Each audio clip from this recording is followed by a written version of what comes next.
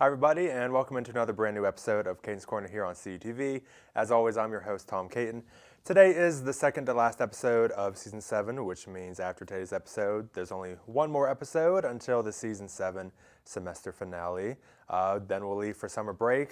I'll be back to relaunch Season 8 in the fall. It's all very exciting, and I can't wait to end another great semester. So if you've been watching the news lately, you may have seen that the inflation rate has increased substantially this year. The inflation rate has increased by 8.5%, and experts are saying this is the highest inflation rate increase to have occurred in nearly 40 years. That's absolute crazy if you ask me. Speaking of expensive things, an idea popped into my head to look up some very expensive items and commentate on them. I'm calling this segment Stupid Expensive. So a list composed by the tealmango.com revealed the 20 most expensive items in the world. Now, I don't have time to name all of the items, but I will go over a few of them. So first up, for anyone that drives, you may understand that the struggles of finding a good parking spot. New York City, one of the most expensive cities to live within this country, is offering a Manhattan parking spot for the price of $1 million. This is the cheapest item to be featured on the list. The price of this parking spot is 6 times more than the cost of the average American home, and any resident of New York City is aware that living in the city that never sleeps does come with an astronomical price tag, whether that includes the price of rent, shopping, or in this case, a parking spot. Next up, 4 of the 20 items featured in this list included some kind of jewelry accessory. Some of these accessories included the following: a diamond panther bracelet that sold for $12.4 million, a pink diamond ring that sold for $23 million, a 201 carat gemstone watch that sold for $25 million, and lastly, a diamond necklace that features a 407 carat white diamond accompanied by 90 other white diamonds and is valued at $55 million. Also on this list is 2 very expensive cars. One car is a gold-plated Bugatti Veyron that can acquire a speed of 0 to 100 in just 2.8 seconds. That sold for $10 million. And the other one, a 1963 Ferrari GTO that was sold for $52 million and is noted as the world's most expensive car to ever be sold. And next, traveling back to New York City. New York City is famous for its ultra luxurious and high-end apartments and ridiculously expensive price tags that come along with it. It's where the most expensive real estate property was ever sold is located as well. This property, located at 220 Central Park South, was purchased by billionaire Ken Griffin in 2018 for a shattering $238 million. The purchase of this Manhattan penthouse broke records for being the highest price home sold in the United States. The 24,000 square foot apartment composes of 4 stories and features 16 bedrooms, 17 bathrooms, 5 balconies, and a terrace that directly faces Central Park. I don't know why you need that many bedrooms or bathrooms, but okay. And to wrap things up here, the most expensive item to be featured on this list is a mega yacht named History Supreme. History Supreme is the most expensive yacht in the world and is worth an approximate jaw-dropping $4.8 billion. That's right, you heard me say billion with a B. This yacht took almost 3 years to complete and was purchased by a Malaysian businessman for a whopping $4.5 billion. If you would like to look over the entire list of the world's most expensive items, you can log on to thetealmango.com. So, with that, we will transition into our next segment, and let's take a look at this week's Hot Topics, why don't we? So first up, Will Smith is back in the news regarding his incident of slapping Chris Rock at the 94th Annual Academy Awards. The Academy came to a decision on April 8th to ban Smith from attending the Academy Awards for the next 10 years. This decision came a week after Smith formally announced he was resigning from the Academy on April 1st. Smith will not be allowed to attend an Oscar ceremony until the year of 2032 if he is invited back by the Academy. However, Smith is still eligible to be nominated and win an Academy Award. He just cannot attend the actual ceremony for the next decade. In a statement from Smith himself, he said, quote, "I accept and respect the Academy's decision. Upcoming movies starring Smith have also been temporarily placed on hold following his altercation with Rock. At this time, decisions remain unknown on Smith's future acting career." Next up, the legendary Diana Ross has announced she is going on tour this summer. The 78-year-old singer, who first launched her career as the lead singer in the girl group The Supremes and became Motown's most successful act during the 1960s, will go on tour starting June 10th. Miss Ross will kick her tour off in Europe before bringing it over to the United States. Despite her career of spanning more than 60 years, Miss Ross has never successfully won a Grammy Award, believe it or not, even though she has been nominated an impressive 12 times. Miss Ross's tour is expected to last the whole summer and conclude in early September. For tickets and tour information, you can simply search Diana Ross on the internet. Next up, Logan Paul is breaking records in every direction. First, Logan Paul broke the record for purchasing the most expensive Pokemon card in history. Paul spent almost $5.3 million on a Pokemon card and has been recognized by the Guinness World Record Company as the most expensive Pokemon card to be sold at a private sale. Paul wore the card as a necklace during his WWE WrestleMania debut earlier this month. Paul even posted a picture on his Twitter page last December where he stated he spent $3.5 million on a box of authenticated first edition Pokemon cards. And I guess celebrities really do spend ridiculous amounts of money on ridiculous items. Next, the FDA has launched an investigation into the popular Lucky Charms cereal brand. Reports came into the FDA as some people were reported to fall sick after eating the Lucky Charms cereal. The company who produces the cereal, General Mills, says there is insufficient evidence that connects to the complaints to their product. While there has not been an official recall on the cereal just yet, the FDA warns consumers to be advised when eating the cereal and seek medical help if they feel sick afterwards. And finally, some very exciting and historical news to announce. Judge Caton'S Brown Jackson was voted confirmation to join the Supreme Court as a Supreme Court Justice a few weeks ago. Justice Jackson was confirmed by the U.S. Senate with a final vote of 53 voting for her and 47 voting against her. So the vote was very close, as you can see. Justice Jackson has made American history by being voted as the first African-American woman to serve as a justice on the Supreme Court. Very exciting indeed. Congratulations to Justice Jackson. Well, that does conclude this installment of Hot Topics. Be sure you tune into the next episode for another installment. All right, well, I know the show just started, but we need to take a quick commercial break, and we'll be back in a moment. You're watching Caton'S Corner on CUTV.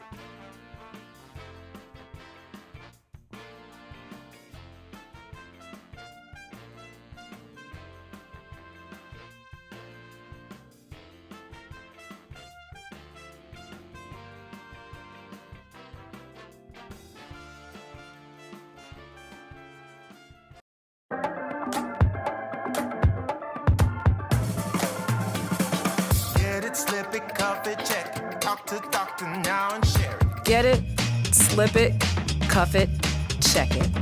High blood pressure silently affects millions of Americans. Staying on top of your blood pressure is as simple as these 4 easy steps. Self-monitoring is power. Visit manageyourbp.org to learn more.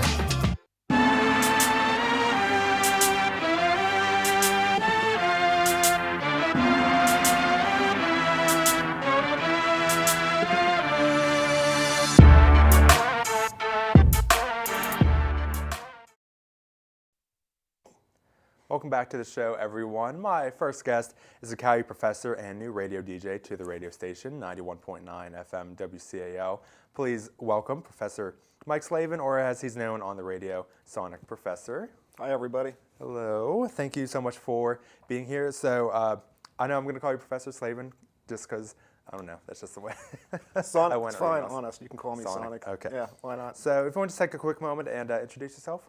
Yeah, I'm Mike SLAVEN. I'm right now the chair of the Humanities Department, but in my free time, I'm SONIK Professor, a DJ who plays clubs around the area, and I've been recently broadcasting on WCAL, and also occasionally play shows in the UK on radio stations there too.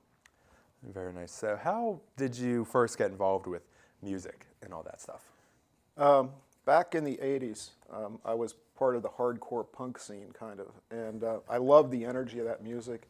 It always inspired me, and it made me want to get up and, let out something. And eventually it transitioned to, I realized that what I liked was the club culture. Mm-hmm. And so I ended up going to lots of clubs, and I got introduced to electronic dance music. And I thought, I could do this, I think. Okay. And so I spent a long time practicing in my bedroom, like most DJs, and I finally started playing out in around 2010. Okay. And so, Sonic Professor, I know because a lot of DJs, they have some exciting DJ names on the radio station, but how did your name, Sonic Professor, how did that come to be? Well, I was friends with a DJ who sadly passed away after, but his name was DJ Sonic for a while. But he changed his name to DJ Cursor. And he said, I'm going to leave you the name Sonic. And he said, I'm going to leave you the name Sonic Professor. And I thought, Sonic Professor. That was it. It's too long, though. It's too long to put on flyers. But. I love that.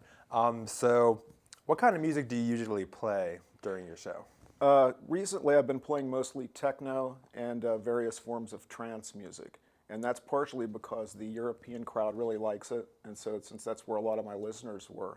But I've really picked up on it, and so I play a lot of that. I've also played a lot of Moombaton in the past, which is a kind of specialized genre, and breaks music and house like every DJ. Okay.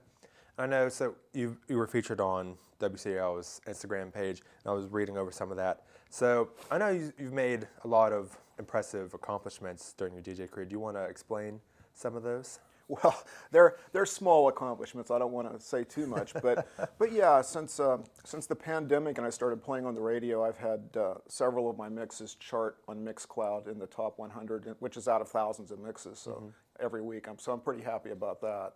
And I've occasionally been #1 in the world on a station called Play FM, although that's mostly in the past. That station now is defunct, so that's over. But I've also got, I think it's now close to 10,000 plays on SoundCloud. So. Okay. Besides all that, from being a DJ, did you ever experience anything exciting while being a DJ? If so, like, what was the most exciting thing? Well, the most exciting thing really is when you first walk up in front of a crowd and you know that in a second you're going to have to be playing. And the first time I ever DJ'd in public, I was following another DJ, and he said, no, we're going to do this without any stops. So you have to beat match to my tempo, and it has to be right on it. And the last thing he said to me was, don't screw up. That was the most exciting moment, I think, because I still feel that rush every time I get ready to play. Don't screw up. Right. So. Because I know you said, we were talking before the camera started rolling, how, I don't know, maybe it could be a little stressful trying to put together a weekly radio playlist. What's the process of all that? Well, I try to do it as close as possible to what you'd see if you were, or hear if you were watching me live. And that is, I try to do a one-take show. So I think about the music a long time before I start deciding what I'm going to play. And then when I do it, I try to do it in one take. And so usually what you hear is what you get. Okay. And so do you have any advice out there for anyone who might be following behind in your footsteps closely? Yeah, don't be scared to try it. I mean, I didn't play in front of a crowd until I was pushing 50. You know, I was told this is a young person's game, but actually it's not so much. Right. And so, you know, I found that the one thing you have to do is just have the courage to get up and do it. And so I know also on our Instagram page for WCL, I know you're available for booking. I am. So I am. How can people get in contact with you if they Oh, like to book? that's really easy. All you have to do is go to Facebook and like Sonik Professor's page. That's SONIK Professor. Okay. And once you're there, it has contact information all over it. But I'm easily available. I'm also on Twitter at Sonic_Professor. Okay. Very nice. So besides all of that, would you say, so how long have you, I know you said you started out in the 80s, so about 40 years you've been dabbling in all this stuff? Well, I've been interested in the music scene for a long time. I didn't actually start playing music, though, until the 90s, when I started making electronic music at home, producing my own little tracks. And then I started trying to learn how to DJ, which at that time meant matching beats on turntables, and, you know, and it was a nightmare. It took years to get it right. And I finally got to the point where I could play out, and then the technology changed so much for the better that you don't really have to use the turntables. You look at all the technology available today. Well, just collecting the records was a nightmare. You can imagine. It got to be pretty expensive. I was like, 'cause I know we have I know back home for me, we have a record player. I love records. And so I know they maybe gone out of style, maybe not so much really. but it looks fun to look back. Yeah, on the stuff. they had so many problems though. You know, you'd have a skipping record in the middle of a set. And, Yeah. you know, you're trying to juggle beats and nothing wants to match, or Right. to get the speed of the turntables so the two turntables are in sync. It changes the pitch of the song that's playing, and so sometimes you'll end up with a song, if you're not careful, that sounds like Right. the Chipmunks are singing it. You know, you don't want Right. that. You don't want that. Not a good sound. Well, besides any of that, do you have any final words you'd like to say before we wrap up? Just that I hope that all of you take a chance to listen to the show. It's on Thursday nights at 11 and usually runs till midnight or 1, depending on whether I have a guest artist. I know we're filming this on April 14th, and for instance, tonight I have a guest artist coming on named DJ Distract, Okay. who is really a talented DJ. He plays breaks music, if you know what breaks are. Okay. They're sort of house with but with drum breaks in it. It's really exciting music. Yeah. I said definitely want to tune into that. Yeah. All right. Well, thank you very much, Professor SLAVEN, Sure thing. SONIK. Like he said, be sure to tune into the Sonic Professor radio show every Thursday from 11 p.m. to midnight on the radio station, 91.9 FM WCAL. Also, we may have attached some sample music down below from Sonic Professor's show in the description below this video if you want to check that out as well. But aside from that, again, thank you, Professor SLAVEN. It was a blast being here. Thanks for having me. Thank you very much. So we're going to take a quick commercial break, and we'll be right back after this. Stay tuned, everybody. Back by popular demand and better than ever is late night dining in the Natali Student Center. Join us starting Monday, October 18th at the hot spot for evening dining, Natali Evening Eats, located on the second floor of Natali next to Omale. Open Monday through Friday, 8 p.m. to 11:30 p.m., and on weekends, 7:30 p.m. to 11:30 p.m., Natali Evening Eats is a one-stop shop for your favorite menu items. Orders can be placed through our mobile app or at the designated Evening Eats kiosk. We can't wait to see you there.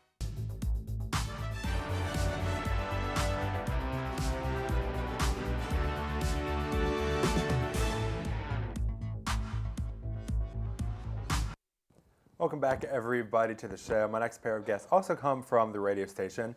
Not only do they balance the life of being a college student, also balance the life of being music creators as well. Please welcome Josh and Gideon. Hello, nice to have you guys here. Hi, nice to meet you. Nice to meet you. So I just want to take a quick moment and briefly introduce yourselves. Yeah, hi, my name is Joash, Ijewere. I am a student here at CalU. I'm 21 years old, and I'm an artist, so yeah. My name is Gideon, Godspower. I go by XenoGee as my music name. I'm a student here. I study robotics in CalU, and I'm an artist. All right, so that was going to be my next question. So I know you both go by artist names with your music? Yes. Yeah. So you want to briefly explain what those are, and how did you come up with those names as well? Okay, yeah, my name is Joash, Ijewere, and my artist name is Joash Omale. Okay. And how that came about is my granddad, I'm African, so I come from the country, Nigeria. And my granddad used to call me Omale Odo, and that just basically means the one who kings can listen to. You know what I'm saying? Okay. I give advice to kings because, you know, I just have that knowledge that they listen to. And I just kind of took that name from him and shortened it and added it to my original name, Joash. And Okay. I just came up with that because he had died in 2020. And I just felt bad because I left the country. I really didn't keep in touch with him as much as I'd have loved to. So yeah, that's how I came up with the name. Okay. Just took it out of sentiment for him. And yeah. That's nice. And Gideon, how'd you come up with your name? Well, my name is kind of a long story because I've gone through names. Like I went through a lot of names. Okay. I studied in Vietnam before I came here. That's where I studied music from. Okay. And my friends helped me come up with names like when I was wanted to do music. And I once went by Eclipse, honestly, like the name Eclipse. Okay. Yeah, I was like, I don't know what to pick. Right. So XenoGee just like that was like 2018, Okay. where I loved X, like the artist XXXTentacion. Okay. And I kind of like knew I wanted to have the letter X in my name, and then my name was Gideon G, so I was just like kind of like XenoGee, and I said it once, and all my friends started calling me XenoGee, you know. Okay. So like I came here, all my friends yesterday calling me XenoGee, and it it just just, stuck. it just kind of stuck. You know what I mean? Well, that's interesting to hear. So how did you both get involved with music? Like, is it a passion, or how did you first get involved with it? I first got involved with music as a kid growing up, and I grew up in a religious family, and my family they didn't really like music. Well, the people who did music, because they just had this idea that, most people who did music were either gangsters or things like that. But they loved music in itself because, I mean, how can you not love music? It's just Right. amazing, you know. No, definitely. Exactly, coming to work here, listening to music, doing anything you're listening to music, you know. So it was just something we always did back home, but no one ever supported like music when I wanted to get into it, you know. And the biggest thing for me was just I wanted to be like Michael Jackson at the time, you know.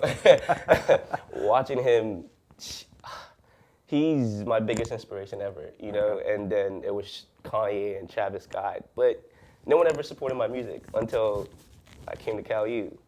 And this one day I met this kid, and he called himself XenoGee. I was like, okay, that's cool. He's like, he's an artist and he does music. I'm like, okay, that's cool. But I'm shy with my music, so this kid don't know I do music. And he just sees me writing one day, and he's like, oh, I like your stuff. You should write this song I'm doing a remix to, which was at the time Drip Too Hard by Lil Baby. It was so big. So I wrote this song, and he seen my thing, and he just acknowledged me as an artist, as someone who does music. And to me, it was the most amazing thing, because no one had ever did that. You know, from school, purposely, no one ever supported me, my music, my family, like, no one ever. And just seeing another human being acknowledge me, that was just amazing for me. So, yeah. Right. So then, Gideon, how did you first become involved with music? I think I always was going to be a musician because my grandfather made music, and it's kind of like my sister makes music as well. So like I've been writing for like way over a decade. Okay. But I never stepped in the studio until like 2018. 2018 Yeah. was the first time I actually recorded a song. Okay. That's my first song, and that was when I I love this feeling, and it's always actually been easy for me to make music. I never had any problems. I'm an engineer. I studied robotics, and I love robotics. I love studying robotics. But when it comes to music, it just always came easy. Like I said, my family, it's in my I feel like it's in my blood. Right. So when I make music, it just comes easy. For me. So I started 2018, and I just knew that I guess I just kind of knew that it was what I wanted to do. Right. Yeah. Right.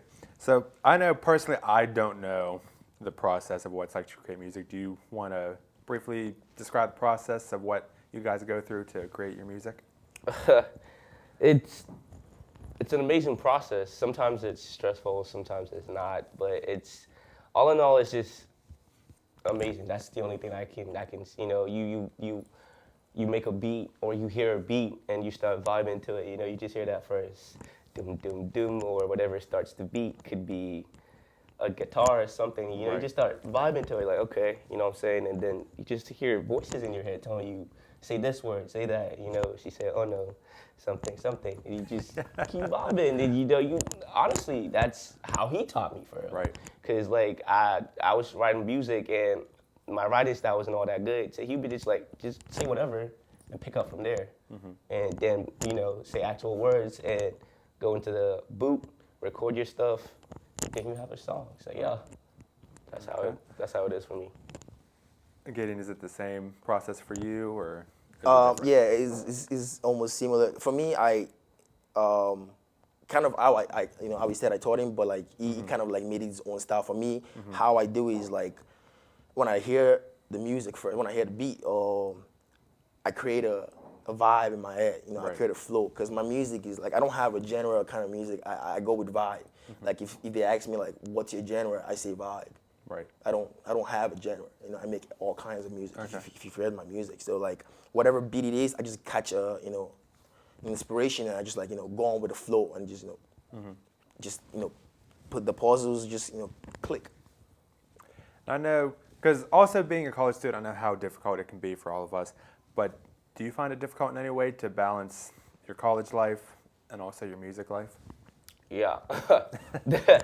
Yeah, I can't even, there's no cap. Yeah, it's hard because I'm in an engineering major, so doing all that and with school and all the classes I have going on and programming and stuff like that, like, it's hard because I'm 100% an artist, Right. as well as 100% a student.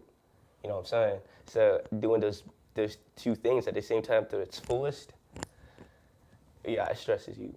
Right. But you just have to find your zone and, you know what I'm saying, vibe, I guess. Exactly. So besides the radio station, where can people find your music anywhere else? Apple Music, Spotify, YouTube, everywhere. Okay. Yeah. All right. And so, for those out there, how would you spell your artist name if they want to look you up? In case some people might not get it. Yeah, my name is, it's Joash, and Omale is Omale. Okay. So yeah, and you can find me on Instagram as well, at OMALE_JOASH. Okay. Yeah. And Gideon, for you? For my music, or where they can find my music, you mean? Yeah, so how I said on Spotify, if people want to look you up, how would they spell your name, if you just It's want to say that? X, the letter X, ENO, GEE Okay. on all platforms. On Instagram, it's XENO_GEE. All right. All right. And then one last question. With being music creators, do you have any big dreams that you would plan to accomplish? And if so, what are they? I have a lot of big dreams. In my head, I'm the god of fashion, so I want to definitely step into that, that scene with my music as well. Kind of like how you have Kanye doing that, and Okay. A$AP Rocky, and just names like that, and Travis Scott. Okay. People like that just, inspire me, and I just want to do that with my music, as well as I want to use my music to go back to my country and my continent and just help it. You know what I'm saying? Because like as great as Africa is right now, it still has a lot of bad things going on back there. So if I can help with all the wars and crimes and poverty and everything that's going on with my music, I'd love to do that. Right. And so yeah, things like that. Gideon, do you have any accomplishments you would like to make as well? Yeah, I would like to go into music, like production, like be very huge producer, be a big artist like Kanye West, because I love when I make music, I love to do everything myself. I don't like anybody, even when I have features, I like to write someone else's feature. I feel like they're gonna mess it up. I don't like that. You know? So I want to be that fool. Honestly, where Kanye at is where I want to surpass. I'm going to surpass Kanye West. I hope so. We hope so. We planned it.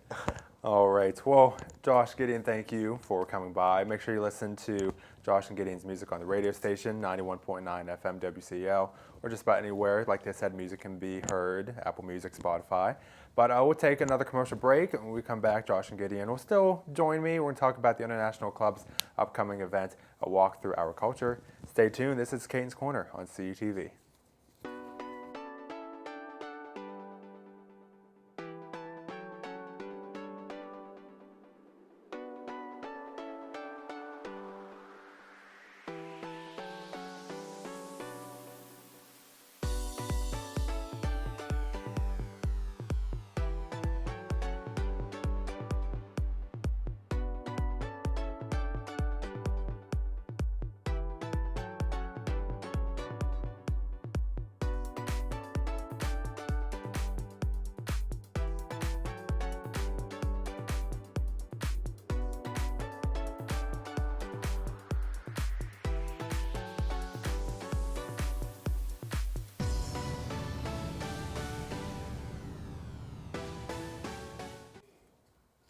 Welcome back to the show, everyone. Now, this is usually the time in the show where I play a game with some of my guests, but unfortunately that will not be happening today. Instead of a game, I'm still joined with Josh and Gideon. We just got done talking about their music they create, but we're going to switch gears and talk about an upcoming event for the International Club. So, Josh, again, I believe, from what I from what I can remember, that this event, a walk through our culture event, correct? Yeah. All right. So do you want to briefly explain what this event is and what it's all about? Yeah, for sure. This event is just like the name says, a walk through culture. We just want to introduce the people of CalU to different cultures, and the cultures we're focusing on this semester is West Africa and Caribbean. So we have those two themes, and we just want to show you what it's about: food, dance, you know what I'm saying, like history, just basically things like that. That's just what we're trying to implement and show to you guys. So, Okay. Yeah. Okay. And I know, Josh, you said you're from Nigeria, correct? Yeah. I'm also from Nigeria. From as well, Nigeria. Yeah. Because I remember at the Hop and Stop event that was about a week or two ago, when we came to interview you guys for that news break, I remember it was funny when Josh said how like me and Caitlin, we're considered international to you Yeah, guys. yeah. And it never crossed my mind to even think about that. And I thought that was funny, but definitely Yeah. a fun point to point out as well. So when and where will this event take place? It will be in the Performance Center in Natali on April 30th, on Saturday, 6 to 8. Okay. Yes. There we go. We have a graphic up for it. Saturday, April 30th. Performance Center, 6 p.m. So if you want to explain a ticket situation, can people get it beforehand or they just get tickets at the door? Yeah, you can get it beforehand. It's $7 regular and $10 VIP. You can get it either online. You can pay through a barcode, or you can get it with cash if you want a ticket. Given to you in cash. Okay. You can get it like that. And I said there's going to be live performances. Do you want to explain what kind of live performance that will be going on? It will be like we're gonna have different dances and music performances of different cultures and guest performers. You know. Okay. So besides all of that, you said there's going to be exotic food and drink. What kind of food do you plan to offer? Like what kind of food would you consider for us to be exotic? Okay, well, exotic. Yeah. Okay, so it's we have jollof rice, something called jollof rice in Africa. Africans watching this probably like screaming right now, like jollof rice, because they know how hyped it is. So like there's gonna be jollof rice. There's gonna be Korean rice as a Jamaican meal.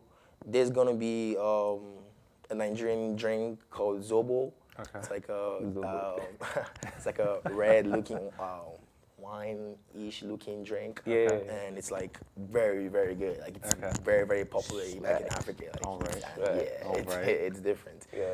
And there's gonna be a lot more, like it's gonna be snacks, like African snacks that a lot of Americans have not even tried. Okay. So like Yeah.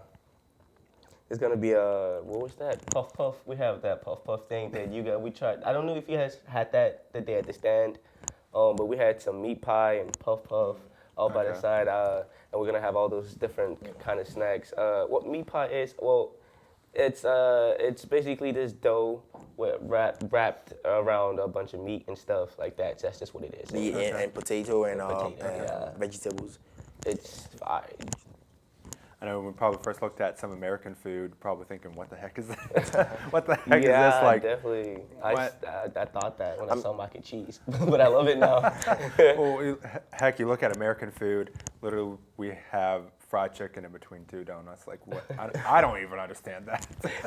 I do not understand that.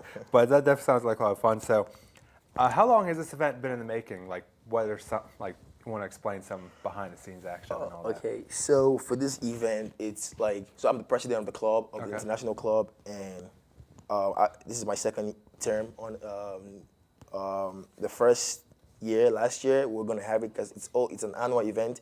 It's always had every year in like the spring. Okay. But we haven't had it for 2 years now due to, COVID. And Due to that little old pandemic. yeah, so I've been trying to bring it back. I was trying to fight for it to come back because that's the only thing that I could say for sure. When I came to CalU in 2019, that's the only thing that I really looked forward to. Like, the international dinner. Like, you know, because even the president of the school comes for it, like attends it. So like, I was like, oh, we gotta have this again, at least before I graduate, because I'm graduating this semester. Right. So when this semester came, I'm like, I've been fighting for it to, like make sure we had it, and we finally got everybody to, Put hands in it, because that was like the problem, and we finally got it approved and everything, and I can't even explain how happy I am to like it's actually happening, Definitely, because I know a lot of events got canceled because of COVID, and Yeah. it's just nice to see so many events come back now that a lot of restrictions have been lifted in that. So I know you explained some of it, but what does this event personally mean to you and the other members of the International Club?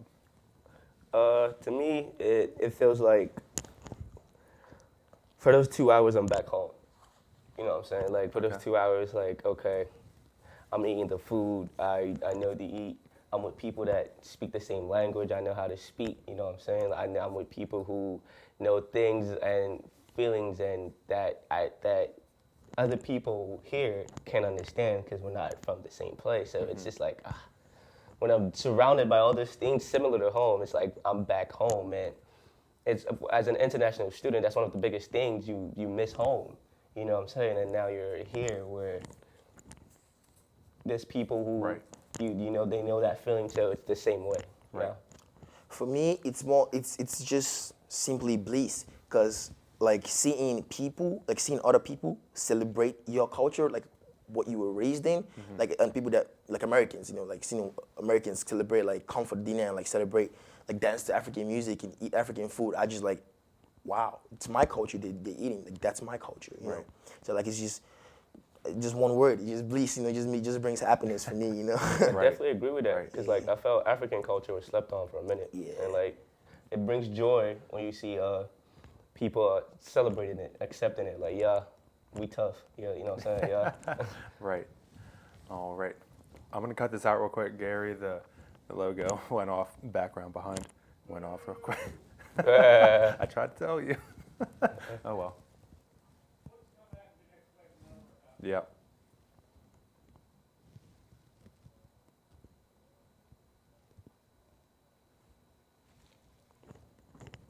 Should be coming on. There we go. Okay. All right. All right. Before we wrap up this interview, do you guys have any final words you would like to say? Get people to come out to the Walk Through Culture event, get them to listen to your music. Any final words at all? Yeah, you should show up to the dinner and get your tickets. It's gonna be an amazing dinner. You're gonna watch a lot of amazing performances and eat amazing food. So why not? It's just 2 hours of your day. So like, try to make it possible to attend. So sounds exciting. I know Josh probably same thing. Just get people to come out because I know it's gonna look exciting. I'm gonna try to get to it if I can, but yeah, just definitely get your tickets from the stands wherever they have them up in the tally and come vibe with us. Yeah, it's gonna be amazing, bliss. Definitely cannot wait. Well, thank you very much, Josh and Gideon, for coming by. Thank you for having us. And as I said earlier, make sure you tune in Josh and Gideon's music as it's featured on the radio station or Apple Music or Spotify. Also, please attend the International Club's A Walk Through Culture event scheduled for Saturday, April 30th in the Performance Center if you can make it. Tickets, like we said, cost either $7 or $10, and you will experience exotic food, drinks, a ton of guest performances, and entertainment.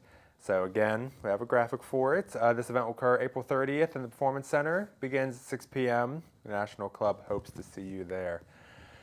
All right, definitely go out to it if you can. All right, well, aside from all of that, we'll wrap up things here for today's show. I'd like to thank all my guests from today, Professor Mike SLAVEN, a.k.a. the SONIK Professor, and Josh and Gideon. I'd like to thank all of you for watching, and as always, a huge thank you goes out to everyone working in the control room.